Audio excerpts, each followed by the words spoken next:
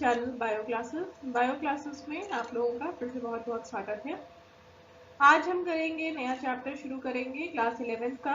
बहुत important chapter है photosynthesis in higher plants. ये चैप्टर 13 है। अभी आज हम शुरू कर रहे हैं, ये इस चैप्टर का लेक्चर 1 है। ठीक है, तो आज हम शुरू करते हैं। चलिए आगे बढ़ते हैं। सबसे पहले इंट्रोडक्शन। फोटोसिंथेसिस कैसा प्रोसेस है? फोटोसिंथेसिस जो है ये एक एनाबॉलिक प्रोसेस है। एनाबॉलिक प्रोसेस मींस कि छोटे मॉलिक्यूल्स से बड़े मॉलिक्यूल्स बन रहे हैं। तो इसमें कार्बन डाइऑक्साइड वाटर के यूज से ऑर्गेनिक कंपाउंड का फॉर्मेशन हो रहा है, इसलिए कैसा प्रोसेस है? ये एक एनाबॉलिक प्रोसेस है। आपको पता ही होगा फोटोसिंथेसिस जो है उसमें कार्बन डाइऑक्साइड और वाटर के यूज से कार्बन डाइऑक्साइड और वाटर यूटिलाइज होती है सनलाइट की प्रेजेंस में क्लोरोफिल कंटेनिंग सेल्स में फूड का बनना, that is known as photosynthesis. Photosynthesis कैसा प्रोसेस है? ये एक केमिकल प्रोसेस है जिसमें लाइट एनर्जी का यूज होता है और ऑर्गेनिक कंपाउंड शुगर का फॉर्मेशन होता है। इम्पोर्टेंस क्या है फोटोसिंथेसिस का? दो इम्पोर्टेंस है। पहला तो फूड बनता है और दूसरा ये ऑक्सीजन रिलीज करता है एटमॉस्फेयर में, जिससे एटमॉस्फेयर में ऑक्सीजन लेवल मेंटेन रहता है। ठीक है, अब हम देखते हैं कुछ अर्ली एक्सपेरिमेंट्स, कुछ साइंटिस्ट के नेम जो कि बहुत इम्पोर्टेंट है फोटोसिंथेसिस में। इसमें सबसे पहला नाम है जोसेफ प्रिस्टले। जोसेफ प्रिस्टले ने 1770 में एक्सपेरिमेंट्स किए थे जिसमें उन्होंने बेल जार यूज किया था, कैंडल और माउस यूज किया था। ठीक है, इसकी फोटोग्राफी आपने देखी होगी, बुक में दी हुई है। प्रिस्टले ने ऑब्जर्व किया कि बेल जार जो उल्टा जार होता है ना ग्लास का, उसमें उन्होंने कैंडल रखा। ठीक है, फिर बेल जार के अंदर कैंडल था तो बाहर की एयर अंदर नहीं जा रही है, तो कैंडल को जब तक ऑक्सीजन मिलेगा तब तक वो जलेगी और उसकी थोड़ी देर बाद वो बुझ जाती है। ठीक है, फिर उन्होंने कैंडल के साथ माउस भी रख दिया। फिर देखा कि माउस भी जो है वो मर जाता है क्योंकि कैंडल के जलने से ऑक्सीजन जल्दी यूज हो गई। माउस भी ऑक्सीजन यूज कर रहा है तो केवल कार्बन डाइऑक्साइड अब बाहर रह गई उस बेल जार के अंदर, तो सफोकेशन से माउस की डेथ हो जाती है। ठीक है, तो इन्होंने कंक्लूड किया इस स्टेप से कि जो कैंडल है और जो एनिमल है वो जो ब्रीथ कर रहे हैं एयर में, वो किसी तरह से एयर को डैमेज कर रहे हैं। ठीक है, कार्बन डाइऑक्साइड रिलीज कर रहे हैं, डैमेज कर रहे हैं, जिसकी वजह से कैंडल बुझ जा रही है और एनिमल भी सफोकेट होके मर जा रहा है। फिर उन्होंने नेक्स्ट स्टेप पे क्या किया कि उस बेल जार के अंदर एक मिंट का प्लांट भी डाल दिया, एक पौधा भी मिंट का डाल दिया, पुदीने का पौधा भी डाल दिया। तो उन्होंने देखा कि माउस जो है वो अलाइव रहता है, माउस जिंदा रहता है और कैंडल भी कंटिन्यू बर्निंग रहती है। तो इससे उन्होंने हाइपोथेसाइज किया कि प्लांट जो है वो जो भी डैमेज हो रही है एयर में, वो प्लांट उसको रिस्टोर करता है। ये प्रिस्टले का एक्सपेरिमेंट था। ठीक है, पहले स्टेप में देखें, जब चूहे और कैंडल को रखा जा रहा है तो थोड़ी देर बाद दोनों ये बुझ भी गया और चूहा मर भी गया। जब इन तीनों को रखते हैं तो ये भी जलती रहती है कंटिन्यू और माउस भी लिविंग रहता है। ठीक है, मतलब कि ये प्लांट जो है, जो भी इसमें कमी हो रही है, एयर में जो कमी हो रही है, प्लांट इसको रिस्टोर कर रहा है। ये जोसेफ प्रिस्टले ने अपना कंक्लूजन निकाला। नेक्स्ट नेम है जीन इंजनहाउस। जीन इंजनहाउस ने बताया कि सनलाइट जो है वो ज़रूरी है एयर को प्योरीफाई करने के लिए। प्लांट्स को सनलाइट की आवश्यकता होती है। उन्होंने एक्वेटिक प्लांट पे एक्सपेरिमेंट किया और देखा कि एक्वेटिक प्लांट को जब ऐसे कॉनिकल फ्लास्क में उल्टा करके नीचे रखा जाता है तो इसमें बबल्स निकलते हैं और ये स्मॉल बबल्स को जब टेस्ट किया उन्होंने बाद में तो पाया कि ये बबल्स और किसी गैस के नहीं बल्कि किसके हैं? बल्कि ये ऑक्सीजन के हैं। तो इन्होंने क्या कंक्लूड किया कि green parts of the plant ये ऑक्सीजन रिलीज करते हैं।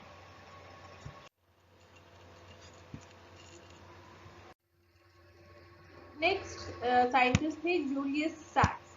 जूलियस सैक्स ने प्रूव किया कि प्लांट जो है वो ग्लूकोज प्रोड्यूस करता है और स्टोर किस फॉर्म में करता है फूड को सॉरी स्टोर वो फूड करता है स्टार्च के फॉर्म में, ठीक है।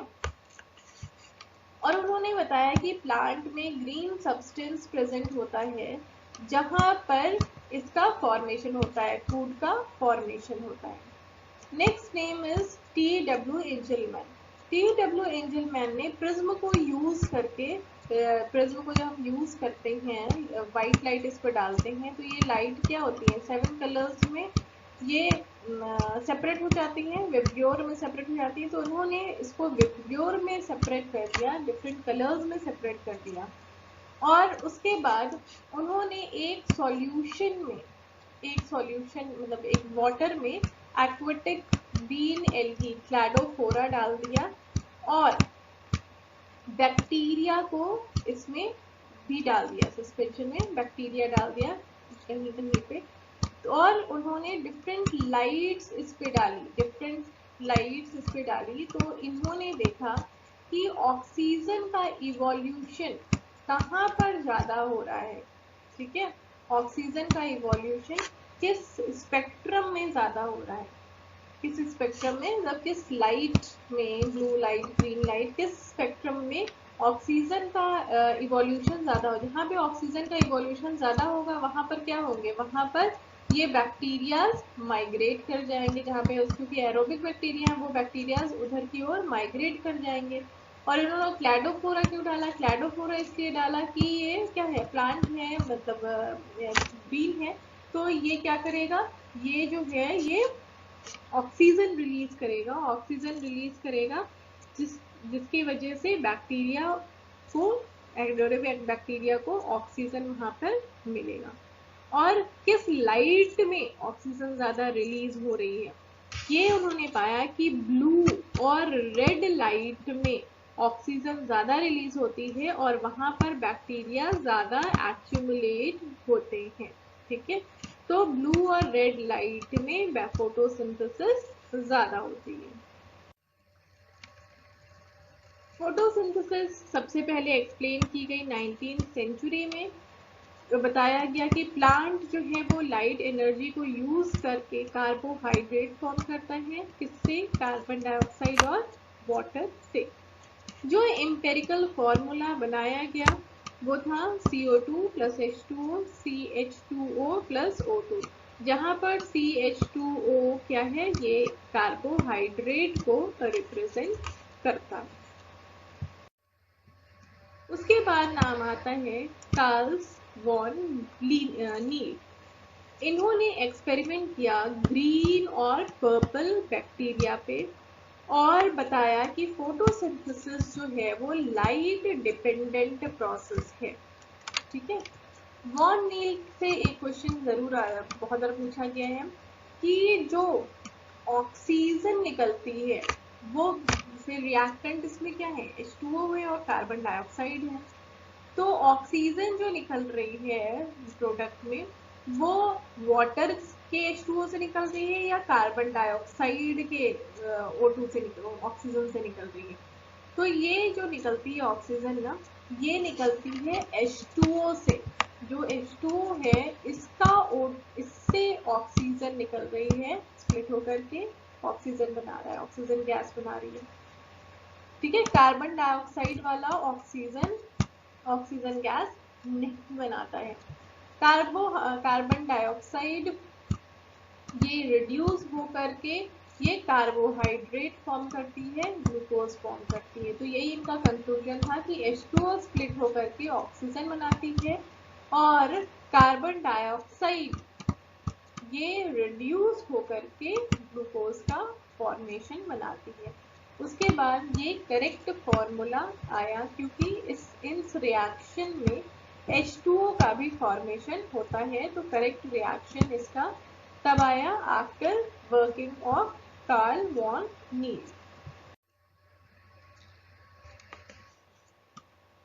फोटोसिंथेसिस केवल green parts of the plant में होते हैं। क्यों होते हैं?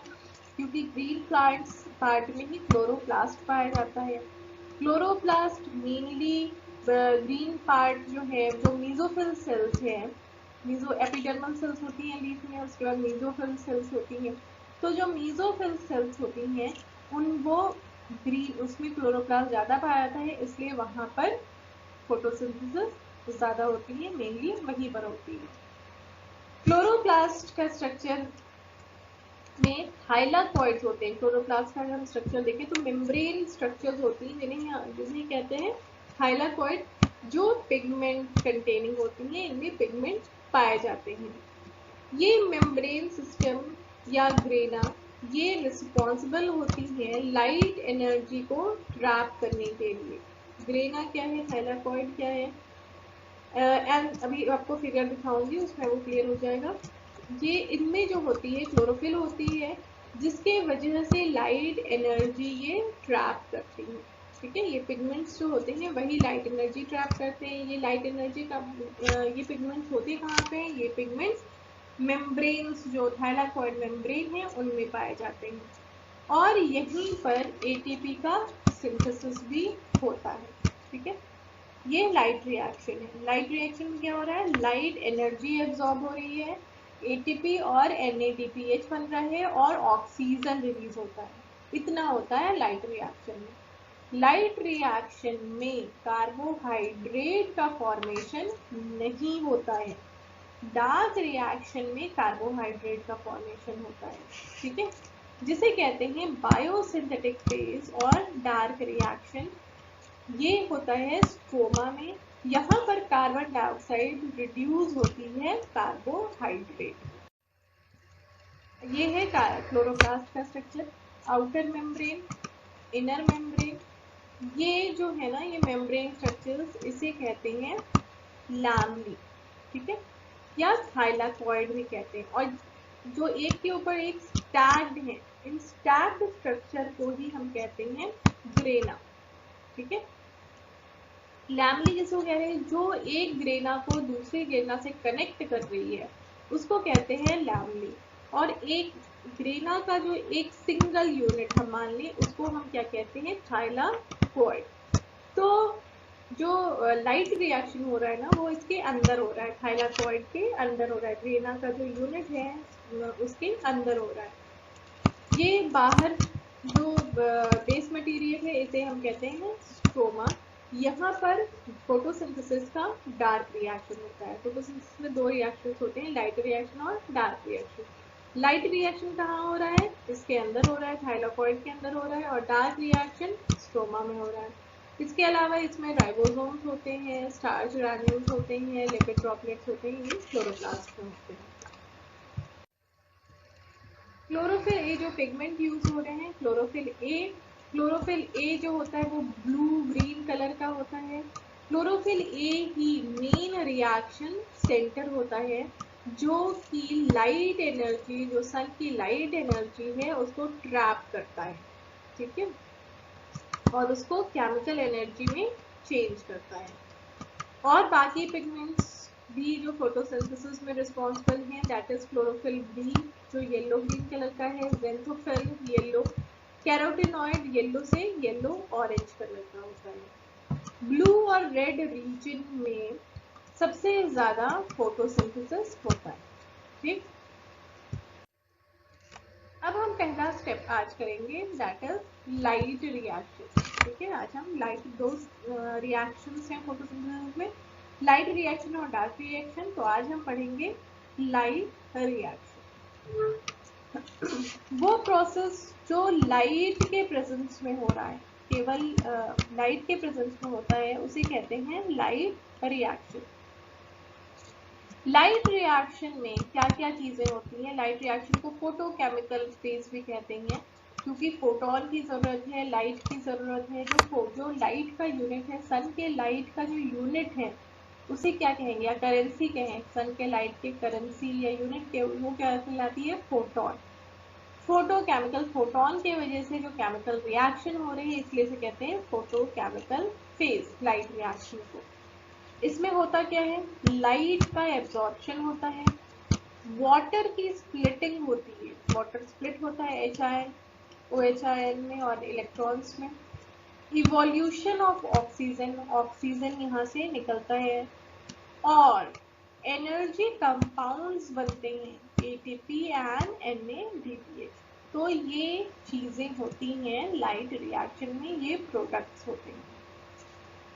लाइट रिएक्शन में क्या क्या इन्वॉल्व होता है, लाइट रिएक्शन में इन्वॉल्व होते हैं दो फोटोकेमिकल हार्वेस्टिंग कॉम्प्लेक्स, ठीक है, लाइट हार्वेस्टिंग कॉम्प्लेक्स जो लाइट को एब्जॉर्ब करते हैं, ठीक है, वो कॉम्प्लेक्स जो लाइट को एब्जॉर्ब करेंगे, ये कॉम्प्लेक्स में होगा क्या, पिगमेंट्स होंगे जनरली जो लाइट को एब्जॉर्ब करेंगे, इसी को कहते हैं फोटोकेमिकल लाइट हार्वेस्टिंग कॉम्प्लेक्स। ये दो तरह के होते हैं, फोटो सिस्टम 1 और फोटो सिस्टम 2, ठीक है। जिस रेंज को ये एब्जॉर्ब करते हैं उसके बेसिस पे इसे फोटो सिस्टम 1 और फोटो सिस्टम 2 का नाम दिया गया। लाइट हार्वेस्टिंग कॉम्प्लेक्स में होता क्या क्या है, इसमें हंड्रेड्स ऑफ पिगमेंट मॉलिक्यूल होते हैं जो प्रोटीन से बाउंड करते हैं। तो लाइट हार्वेस्टिंग कॉम्प्लेक्स कितने टाइप के हैं, दो, फोटो सिस्टम 1 और फोटो सिस्टम 2। ये बने होते हैं ढेरों पिगमेंट से जो कि प्रोटीन से बाउंड होते हैं, ठीक है। ये पिगमेंट मॉलिक्यूल हैं जो कि प्रोटीन मॉलिक्यूल से बाउंड होते हैं। रिएक्शन सेंटर या एंटीना जो होता है, ये ऐसा पिगमेंट होता है जो प्रोटीन से बाउंड नहीं होता है और फोटोन को ये एब्जॉर्ब करता है, ठीक है, जिसे हम प्राइमरी एक्सेप्टर भी कहते हैं। दोनों फोटो सिस्टम में, फोटो सिस्टम 1 या फोटो सिस्टम 2 में जो पिगमेंट्स होते हैं वो प्रोटीन से बाउंड होते हैं एक्सेप्ट एक मॉलिक्यूल, केवल एक मॉलिक्यूल और क्लोरोफिल ए जो कि प्रोटीन से बाउंड नहीं होता है और वो बनाता, उसे कहते हैं हम एंटीना, ठीक है। ये डायरेक्टली फोटोन से एनर्जी लेता है।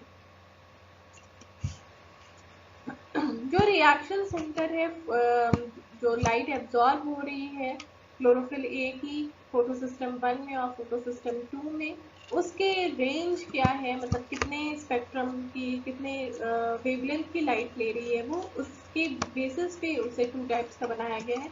फोटो सिस्टम 1, इसमें जो क्लोरोफिल ए होता है ये 700 नैनोमीटर वेवलेंथ की लाइट को एब्जॉर्ब करता है, और फोटो सिस्टम 2, ये इनमें जो क्लोरोफिल ए होता है ये 680 नैनोमीटर, इसलिए इसको P680 भी कहते हैं, 680 नैनोमीटर के वेवलेंथ की लाइट को एब्जॉर्ब करता है, ठीक है। अब फोटोसिंथेसिस प्रोसेस पहले ही बताया आपको, दो फेजेस हैं इसमें, लाइट रिएक्शन है और डार्क रिएक्शन है। लाइट रिएक्शन में क्या हो रहा है, लाइट का एब्जॉर्प्शन हो रहा है, स्प्लिटिंग ऑफ वाटर हो रहा है, ऑक्सीजन रिलीज हो रही है और एटीपी और एनएडीपीएच बन रहा है। डार्क रिएक्शन जिसे बायोसिंथेटिक फेज भी कहते हैं और लाइट रिएक्शन को फोटोकेमिकल फेज भी कहते हैं। डार्क रिएक्शन में बचा क्या, ऑक्सीजन बन गया, ठीक है। अब एनर्जी रिच कंपाउंड्स बन गए, बचा क्या, फूड नहीं बना, तो फूड बनेगा किसमें, डार्क रिएक्शन में। डार्क रिएक्शन होगा कहाँ पे, स्ट्रोमा में। लाइट रिएक्शन होगा कहाँ पे, थाइलाकॉइड में, ठीक। इलेक्ट्रॉन ट्रांसपोर्ट सिस्टम बहुत इंपॉर्टेंट है। फोटो सिस्टम सेंटर, जो फोटो सिस्टम 2 होता है ये कितने रेंज को एब्जॉर्ब करता है, ये 680 नैनोमीटर वेवलेंथ की लाइट को एब्जॉर्ब करता है। जब ये 680 नैनोमीटर की लाइट को एब्जॉर्ब करता है तो इसके जो इलेक्ट्रॉन्स होते हैं ना, ये एक्साइट हो जाते हैं, एक्साइटेड हो जाते हैं, और इनके न्यूक्लियस से दो इलेक्ट्रॉन, इन क्लोरोफिल ए के न्यूक्लियस से दो इलेक्ट्रॉन निकलता है, ठीक है, एटॉमिक एटम से, सॉरी नॉट न्यूक्लियस, एटम से दो इलेक्ट्रॉन्स रिलीज करते हैं। अब ये जो इलेक्ट्रॉन रिलीज हो रहे हैं कहाँ से? फोटोसिस्टम 2 से जो इलेक्ट्रॉन रिलीज हो रहे हैं ये एक्सेप्ट होते हैं एक इलेक्ट्रॉन एक्सेप्टर में जिसका नाम है फियोफाइटिन। ओके, ये फियोफाइटिन से इलेक्ट्रॉन फिर पास होता है सेवरल साइटोक्रोम्स से, साइटोक्रोम से ये पास होता है। फिर ये इलेक्ट्रॉन डाउन हिल जाता है, मतलब रेडॉक्स रिएक्शन है, पोटेंशियल इसका कम होता है, डाउन हिल जाता है और वो पहुंचता है फोटोसिस्टम 1। ठीक है, ये लाइट हार्वेस्टिंग कॉम्प्लेक्स है PS2 जो एब्जॉर्ब कर रहा है 680 नैनोमीटर को। यहाँ पे लाइट पड़ती है, लाइट पड़ती है तो ये इलेक्ट्रॉन्स एक्साइट होते हैं, इलेक्ट्रॉन एक्साइट होते हैं तो ये इसका एटम जो होता है वो इलेक्ट्रॉन रिलीज करता है, इलेक्ट्रॉन रिलीज करता है और ये इलेक्ट्रॉन पहुंचते हैं फियोफाइटिन में, फियोफाइटिन से साइटोक्रोम में, साइटोक्रोम से होते हुए ये दूसरे लाइट हार्वेस्टिंग सिस्टम PS1 में जाते हैं। ठीक है, तो इस रिएक्शन में जब ये इलेक्ट्रॉन्स मूव कर रहे हैं फियोफाइटिन से डिफरेंट साइटोक्रोम्स में तो ATP का फॉर्मेशन होता है। इस टाइम ATP का फॉर्मेशन होता है। उसके बाद PS1 से ये इलेक्ट्रॉन्स फिर दूसरे इलेक्ट्रॉन एक्सेप्टर में जाते हैं और उसके बाद यहाँ पर NADP+ से NADPH का फॉर्मेशन होता है। फोटॉन्स के प्रेजेंस में ही लाइट क्या कर रही है? फोटोसिस्टम 2 को भी एक्साइट कर रही है, फोटोसिस्टम 1 को एक्साइट कर रही है और तीसरा ये लाइट जो है ये वाटर को स्प्लिट भी कर रही है। ठीक है, डायग्राम से आपको ज़्यादा क्लियर होगा। ये फोटोसिस्टम 2 है, फोटोसिस्टम 2 P680। जब इस पे फोटॉन्स पड़ते हैं, जब इस पे फोटॉन्स पड़ते हैं तो इलेक्ट्रॉन्स एक्साइट होते हैं, इलेक्ट्रॉन्स एक्साइट होते हैं जिसकी वजह से इलेक्ट्रॉन्स यहाँ से रिलीज होते हैं और ये अब P680 क्या हो गया? एक्साइटेड हो गया। यहाँ से इलेक्ट्रॉन्स निकलेंगे, कहाँ जाएंगे? फियोफाइटिन में, फियोफाइटिन से प्लास्टोक्यूनोन, साइटोक्रोम कॉम्प्लेक्स, प्लास्टोसाइनिन, ये different ETS electron transport system के मॉलिक्यूल्स हैं जिनसे होते हुए इलेक्ट्रॉन्स पहुंचते हैं फोटोसिस्टम 1। फोटॉन्स यहाँ भी पड़ रहे हैं तो ये भी एक्साइट होगा और ये इलेक्ट्रॉन्स फिर मूव करते हैं ये आयरन सल्फर कॉम्प्लेक्स पेरिडॉक्सिन से होते हुए फिर NADP+ को ये रिड्यूस करेंगे NADPH में। ठीक है, क्लोरोफिल A ये एब्जॉर्ब करता है जो फोटोसिस्टम 2 में 680 नैनोमीटर, ये एक्साइट हो जाते हैं और रिलीज करते हैं दो इलेक्ट्रॉन फिर ये एक्सेप्ट होता है फियोफाइटिन में, फिर साइटोक्रोम कॉम्प्लेक्स में जाता है, उसके बाद कहाँ पहुंचता है? PS1 में। PS1 से ये पास होता है, फिर उसके बाद NADP+ को ये रिड्यूस करता है NADPH और H+ में। तो इलेक्ट्रॉन ट्रांसपोर्ट जो है ये स्टार्ट कहाँ से हुआ? PS2 में। उसके बाद ये एक्साइट हुआ जिसे कहेंगे अपहिल, फिर ये डिफरेंट पोटेंशियल के जो मॉलिक्यूल्स हैं उनसे होते हुए ये डाउनहिल जाता है, एनर्जी धीरे धीरे इसकी लूज होती है, डाउनहिल जाता है और पहुंचता है PS1। उसके बाद ये NADP+ को NADPH में रिड्यूस करता है। तो ये शेप जो बन रहा है ये ऐसा बन रहा है, Z शेप बन रहा है, इसीलिए इसे Z स्कीम भी कहते हैं। ठीक है, स्प्लिटिंग ऑफ वाटर जिसे फोटोलिसिस कहते हैं, फोटोन के प्रेजेंस में लिसिस हो रही है इसलिए इसे कहते हैं photolysis of water. Photolysis of water ये एसोसिएटेड होती है PS2 से, उसी के विसिनिटी में होती है। PS2 के विसिनिटी में होती है। PS2 फोटोसिस्टम 2 में जो क्लोरोफिल मॉलिक्यूल्स हैं, जो पिगमेंट मॉलिक्यूल्स हैं, उसी के विसिनिटी में वाटर की स्प्लिटिंग होती है। PS2 ये इलेक्ट्रॉन्स कॉन्टिन्यूसली लूज करते हैं और जो इलेक्ट्रॉन्स यहाँ से रिलीज हो रहे हैं वाटर के स्प्लिटिंग से, वो उसको फिर जो है उसको फिलअप करते हैं। जो इलेक्ट्रॉन यूज किया PS2 ने, उसको फिलअप भी तो करना है, इलेक्ट्रॉन कम हो गया तो उसको फिलअप कैसे होगा? ये जो इलेक्ट्रॉन्स रिलीज हो रहे हैं फोटोलिसिस से, ये इसको फिलअप करते हैं। ठीक है। Next is photophosphorylation. ये सारा अभी हम लाइट रिएक्शन ही पढ़ रहे हैं। फोटोफॉस्फोराइलेशन मतलब फॉस्फोराइलेशन क्या होता है? फॉस्फोराइलेशन मतलब हाई एनर्जी केमिकल कंपाउंड्स का बनना। फॉस्फेट कंपाउंड, जो हाई एनर्जी केमिकल कंपाउंड हैं, जो फॉस्फेट कंपाउंड्स हैं, ATP और NADPH, इनका बनना कहलाता है फॉस्फोराइलेशन। अगर ये फोटोन के प्रेजेंस में हो रहा है, लाइट के प्रेजेंस में हो रहा है, तो इसे कहते हैं फोटोफॉस्फोराइलेशन। ठीक है।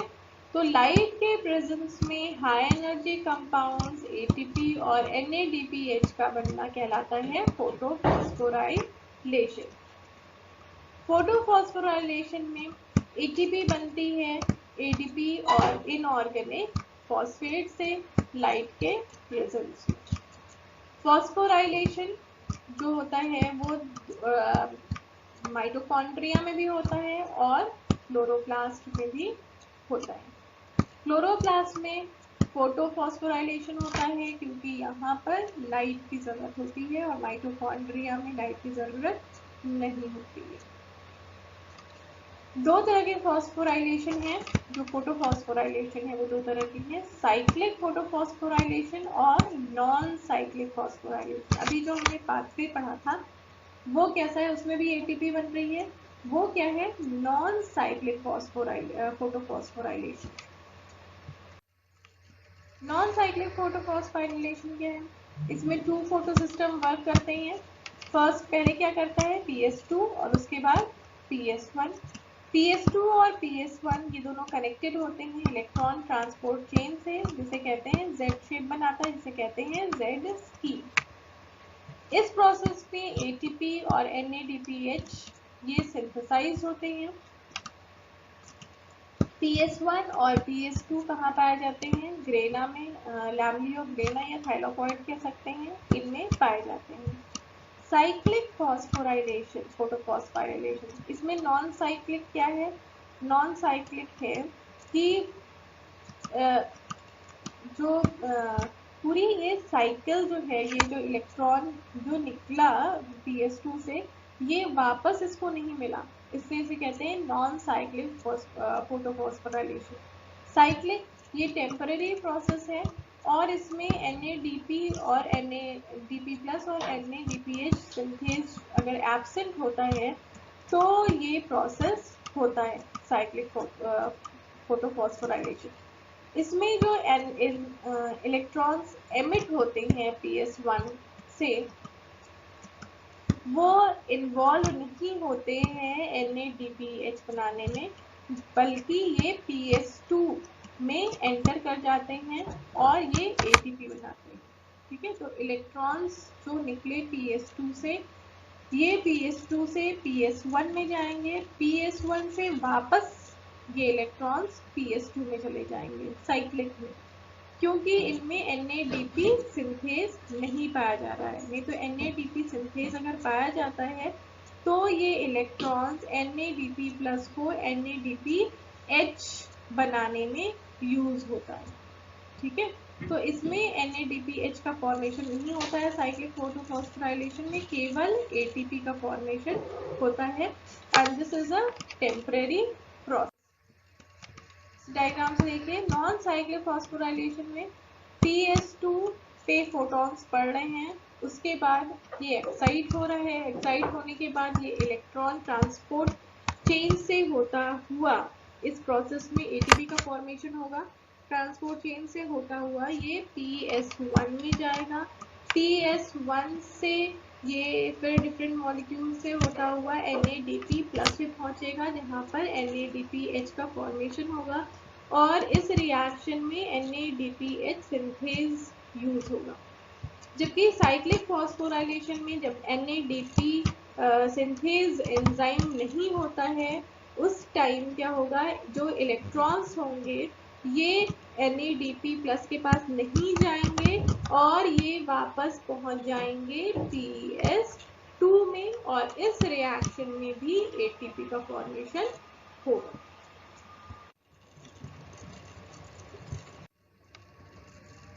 ठीक है, ATP सिंथेसिस को समझने के लिए कीमोऑस्मोटिक हाइपोथेसिस, कीमोऑस्मोटिक थ्योरी ये दी गई कि ATP का सिंथेसिस कैसे होता है। ये डायग्राम जो रिप्रेजेंट करता है, ये ग्रीन बाउंड्री जो है, ये ग्रीन बाउंड्री थाइलाकॉइड की है, मतलब जो लैम्बली का जो मेम्ब्रेन है ये उसकी बाउंड्री है, ये मेम्ब्रेन। ठीक है, इसमें PS2 और PS1 फोटोसिस्टम 2 और फोटोसिस्टम 1 है। बाहर ये क्या होगा, जो ग्रे पोर्शन में ये स्ट्रोमा रीजन होगा। PS2 तो ये जो लाइट जो पड़ रही है, जो फोटॉन्स हैं, ये फोटॉन्स 3 काम करते हैं, पहले बताया आपको।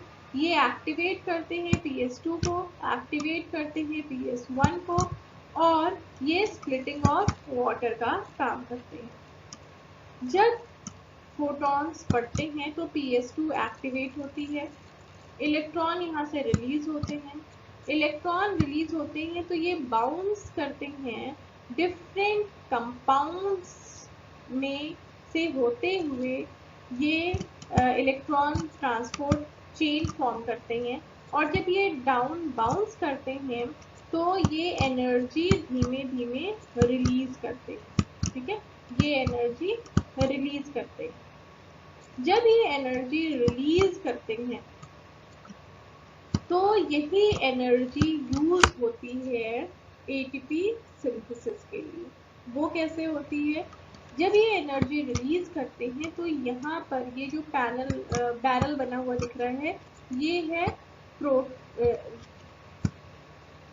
ठीक है, ये क्या है, ये है प्रोटॉन पंप। इस प्रोटॉन पंप से होते हुए, इस एनर्जी के प्रेजेंस में इस प्रोटॉन पंप से होते हुए H आयन बाहर से स्ट्रोमा से अंदर की ओर मूव करते हैं, स्ट्रोमा से अंदर की ओर मूव करते हैं। फिर ये जो इलेक्ट्रॉन था ये कहाँ पहुंचा, ये PS1 में पहुंचा। PS1 में भी डिफरेंट मॉलिक्यूल से ये बाउंस करते हुए ये नीचे आते हैं और ये एनर्जी जो रिलीज होती है ये बनाती है NADPH बनाती है। ठीक है, अब जब प्रोटॉन अंदर आ गया, H+ अंदर आ गया तो अंदर H+ ज्यादा हो गए, प्लस H2O जो वाटर स्प्लिट हो रही है इससे भी H आयन फॉर्म होंगे। ये H आयन जो फॉर्म हो रहे हैं वाटर स्प्लिट होने से और प्रोटॉन पंप की वजह से H आयन अंदर क्या हो गया, ज्यादा हो गया। जब अंदर प्रोटॉन ज्यादा हो गया तो अब इसमें ऑस्मोसिस के थ्रू ये प्रोटॉन जो हैं ये ATP सिंथेज से ये बाहर निकलते हैं। ठीक है, थाइलाकॉइड से बाहर स्ट्रोमा में निकलते हैं और इस दौरान ADP फॉस्फेट से यूनाइट करके, PI से यूनाइट करके ATP सिंथेज के प्रेजेंस में ATP का फॉर्मेशन करती है। ठीक है, तो इसमें सबसे पहले क्या है कि ये मैकेनिज्म जो है ये लिंक होता है प्रोटॉन ग्रेडियंट जो फॉर्म हो रहा है बाहर थाइलाकॉइड मेम्ब्रेन के बाहर और अंदर H+ आयन का जो कंसंट्रेशन है उसके वजह से ATP का सिंथेसिस होता है। ये प्रोसेस ये पिकअप होता है by the use of photons. Photons 3 काम कर रहे हैं, एक्टिवेट कर रहे हैं PS2 को, एक्टिवेट कर रहे हैं PS1 को और वाटर को स्प्लिट कर रहे हैं। PS2 में जो पिगमेंट है ये एब्जॉर्ब करता है 680 नैनोमीटर लाइट को। ये फोटॉन्स जो एनर्जी जिनमें है इन फोटॉन्स में, ये एक्साइट करती है 680 पिगमेंट्स को। इसके बाद 680 के जो मॉलिक्यूल हैं, जो एटम्स हैं, वो हाई एनर्जी इलेक्ट्रॉन्स बनाते हैं। ये हाई एनर्जी इलेक्ट्रॉन्स इतनी ज़्यादा होती है कि ये यहाँ से निकल जाते हैं और ये पहुँच जाते हैं इलेक्ट्रॉन ट्रांसफ़र चेन में। जब ये इलेक्ट्रॉन ट्रांसफर चेन में डिफरेंट मॉलिक्यूल्स से होते हुए जाते हैं तो एक हर स्टेप में ये इलेक्ट्रॉन जो होता है वो एनर्जी लूज करता है। अब PS2 जिसमें से इलेक्ट्रॉन निकला है उसमें एक निकल गया इलेक्ट्रॉन, तो उसमें इलेक्ट्रॉन क्या होगा, मिसिंग है। लेकिन जब ये मिसिंग है तो इस इलेक्ट्रॉन को रिप्लेस, वहाँ पे इलेक्ट्रॉन को आना पड़ेगा। जो फोटोसिंथेसिस इसी वजह से कंटिन्यू रहती है, आगे ये प्रोसेस कंटिन्यू होता है कि ये इलेक्ट्रॉन इसे वापस मिले। फिर उसके बाद जब इलेक्ट्रॉन बाउंस हुए नीचे तो जो एनर्जी रिलीज हुई उसके वजह से प्रोटॉन पंप एक्टिवेट होता है। प्रोटॉन पंप एक्टिवेट होने से जो H आयन बाहर है स्ट्रोमा में वो इनसाइड थाइलाकॉइड में आते हैं। अब थाइलाकॉइड के अंदर H आयन का कंसेंट्रेशन ज्यादा हो जाएगा, ठीक है। और ये जो लो एनर्जी इलेक्ट्रॉन जो PS2 से होते हुए डिफरेंट एनर्जी मॉलिक्यूल, PS2 से होते हुए डिफरेंट इलेक्ट्रॉन ट्रांसपोर्ट चेन के जो कॉम्प्लेक्सेस हैं उनसे होते हुए ये PS1 में जाते हैं। फोटॉन जो होता है वो PS1 को भी एक्टिवेट करता है। यहाँ भी हाई एनर्जी इलेक्ट्रॉन ये बाउंस होते हुए ETC में जाते हैं और फिर ये एंड होते हैं लो एनर्जी इलेक्ट्रॉन। यहाँ पर क्या होता है, यहाँ पे ATP का फॉर्मेशन नहीं होता है, यहाँ पर इलेक्ट्रॉन बाइंड हो जाते हैं। किसकी बात हो रही है, ये PS1 की बात हो रही है। इलेक्ट्रॉन यहाँ पर बाइंड हो जाते हैं NADP+ 2 इलेक्ट्रॉन और H आयन से जो बनाते हैं NADPH। अब ये इलेक्ट्रॉन जो निकला PS1 से वो तो बना लिया NADPH और PS1 को PS2 का इलेक्ट्रॉन मिल गया, लेकिन PS2 के पास अभी भी इलेक्ट्रॉन की कमी है। PS1 को तो वापस इलेक्ट्रॉन मिल गया PS2 से, लेकिन PS2 के पास अभी भी इलेक्ट्रॉन की कमी है। वो कैसे पूरी होती है, थाइलाकॉइड में थाइलाकॉइड के अंदर ही वाटर जो है ये भी एक्टिवेट होता है फोटॉन से। फोटॉन्स जो होते हैं वाटर को स्प्लिट कर देते हैं 2H आयन O और 3 इलेक्ट्रॉन्स, ठीक है। एक इलेक्ट्रॉन इसमें से 3 इलेक्ट्रॉन में से एक इलेक्ट्रॉन जो है ये चला जाएगा PS2 में, ठीक है। PS2 में एक मिसिंग इलेक्ट्रॉन था तो एक इलेक्ट्रॉन चला जाएगा PS2 में, तो जो कमी थी इलेक्ट्रॉन की PS2 की वो पूरी हो जाती है, ठीक है।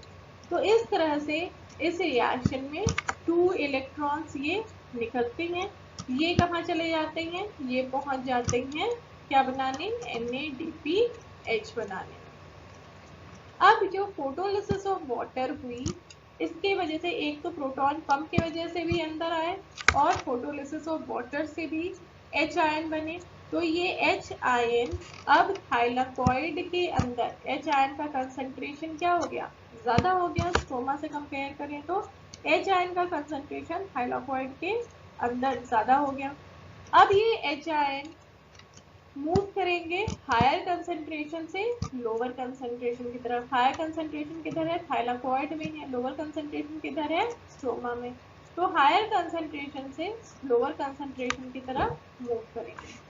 तो ईच टाइम जब H आयन पास करता है एटीपी सिंथेज से, एटीपी सिंथेज जो मेम्ब्रेन बाउंड एंजाइम है, इससे जब ये पास करता है तो एडीपी कंबाइन करता है फॉस्फेट से और बनाता है एटीपी। ठीक है, तो इस तरह से नेट प्रोडक्ट क्या क्या बना, एटीपी बना, NADPH बना और ऑक्सीजन बना। तो ये लाइट रिएक्शंस के ये 3 प्रोडक्ट बनते हैं। अब ये ATP और NADPH ये यूज कैसे होते हैं, लाइट रिएक्शन का प्रोडक्ट होता है ये। ऑक्सीजन ये डिफ्यूज हो जाती है, बाहर गैस है, ये डिफ्यूज हो जाती है क्लोरोप्लास्ट से।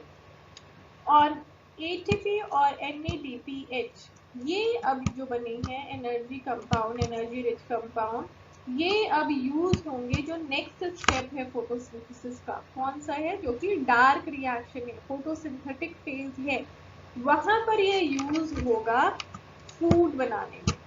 ठीक है, तो इस तरह से जो बायोसिंथेटिक फेज है, जो डार्क रिएक्शन है, इस रिएक्शन में डायरेक्टली लाइट की जरूरत तो नहीं पड़ती है, लेकिन लाइट रिएक्शन के जो प्रोडक्ट्स हैं, लाइट रिएक्शन के जो प्रोडक्ट्स हैं ATP और NADPH, इसका यूज डार्क रिएक्शन में होता है। तो ये डायरेक्टली डिपेंडेंट नहीं है, लेकिन इनडायरेक्टली ये डिपेंडेंट है लाइट रिएक्शन पे। ठीक है, फिर एक नाम आता है मेल्विन केल्विन का, जिन्होंने डार्क रिएक्शन के पाथवे को पूरा बताया। आफ्टर वर्ल्ड वॉर सेकेंड इन्होंने वर्क किया रेडियो एक्टिव C14 पे। ठीक है, रेडियो एक्टिव C14 को यूज करते हुए एल्गा पे स्टडी की और इन्होंने डिस्कवर किया कि जो first carbon dioxide fixation product बनता है, कार्बन डाइऑक्साइड के रिडक्शन से जो फर्स्ट प्रोडक्ट बनता है वो क्या होता है, वो एक 3 कार्बन कंपाउंड होता है, 3 कार्बन कंपाउंड होता है, जिसका नाम है, बहुत इंपॉर्टेंट, इसको याद रखिएगा, 3-फॉस्फोग्लिसरिक एसिड, या शॉर्ट में इसे कहते हैं PGA। इसीलिए इस साइकिल को C3 साइकिल भी कहा जाता है, क्योंकि 3 carbon compound product, first compound जो बनता है कार्बन डाइऑक्साइड के रिडक्शन से, that is a 3 carbon compound which is 3-फॉस्फोग्लिसरिक acid. ठीक है, इसीलिए इसे C3 साइकिल भी कहते हैं, या फिर डिस्कवरर के नाम पे केल्विन साइकिल भी इसे कहा जाता है।